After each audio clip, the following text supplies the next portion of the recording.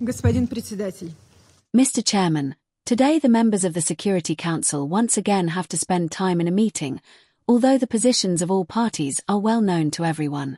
But our Western colleagues find it difficult to pass up the opportunity to once again try to hammer in the fabricated narrative of innocent Ukraine allegedly saving the world from Russia the aggressor.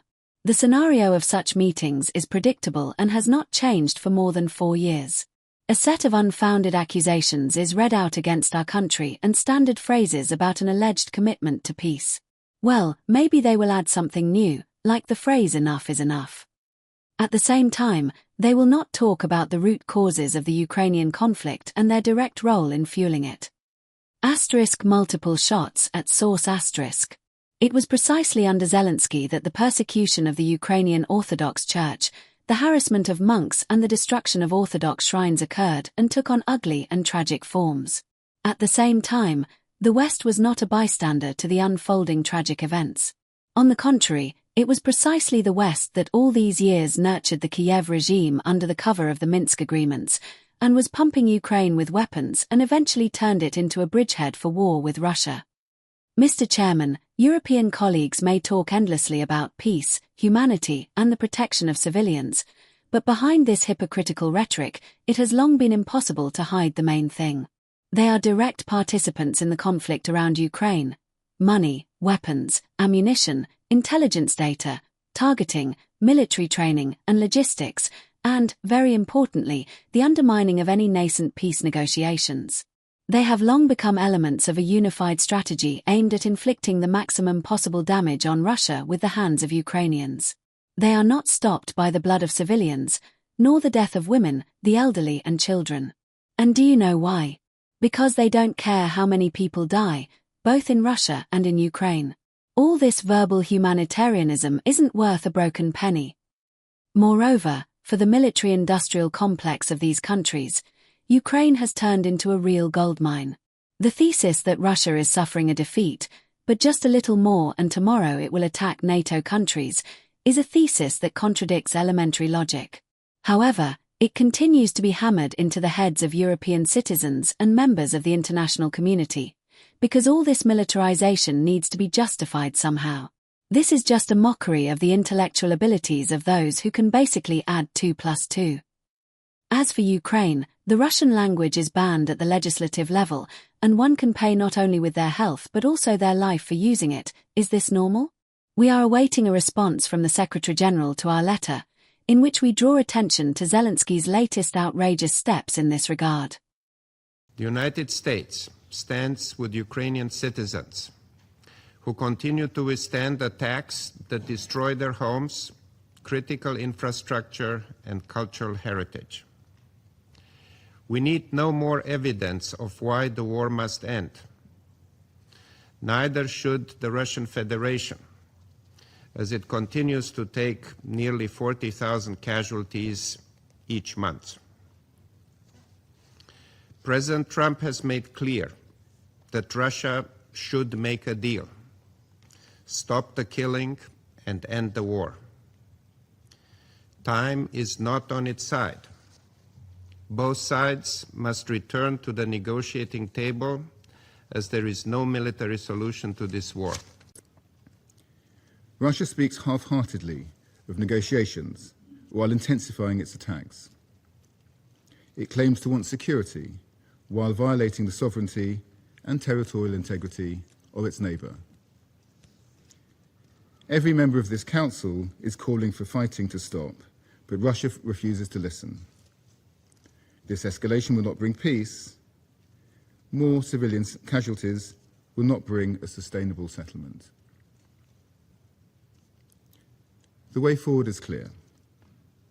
Russia must stop its attacks, agree to a ceasefire, and engage seriously in negotiations for a comprehensive, just and lasting peace, in line with the UN Charter. And as has been the case from day one, bringing an end to the senseless slaughter is entirely in Russia's hands. I thank you. Today, the representative of Russian Federation has demonstrated to us exact Orwellian inversion of reality in action. Thus, sitting here at this chamber, Russia proposes us to believe that deliberate missile and drone strikes of residential buildings is a legitimate way of warfare. Russia wants us to believe that occupation of Ukrainian cities, totally destroyed by Russian forces, means liberation. Russia continues attempts to persuade the world that their full-scale military invasion of Ukraine is for peace and security. Nobody would ever fall for aggressor lies here. The reality is well known, and it is totally different from Russian propaganda. Ukraine won't be coerced into accepting a sham peace. Since the start of this full-scale military invasion, Russian military has given no fewer than 15 deadlines to occupy the entirety of Ukraine's Donetsk region. Every single one of those deadlines passed without success. Nor will these objectives be achieved this year or next year. Russia's false claims regarding the capture of Konstantinivka are yet another example of systematic disinformation campaign. But the reality on the ground tells a very different story. Russia is not winning, and its monthly battlefield losses have reached levels that are increasingly difficult to sustain. For the numerous times, Ukraine confirmed its readiness to immediate ceasefire and peace talks. On June 4th, President of Ukraine sent an open letter to Putin, once again offering to end the war.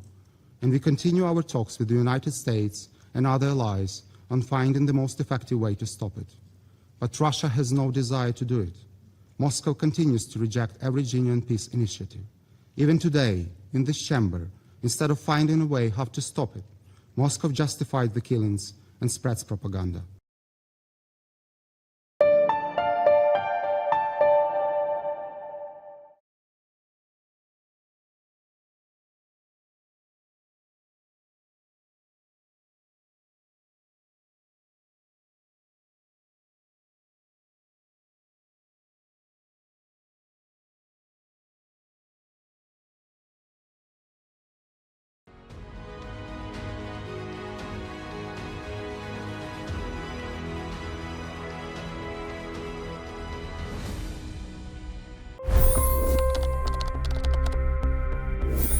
$25 crore गरीब गरीबी को परास्त करके बाहर निकले।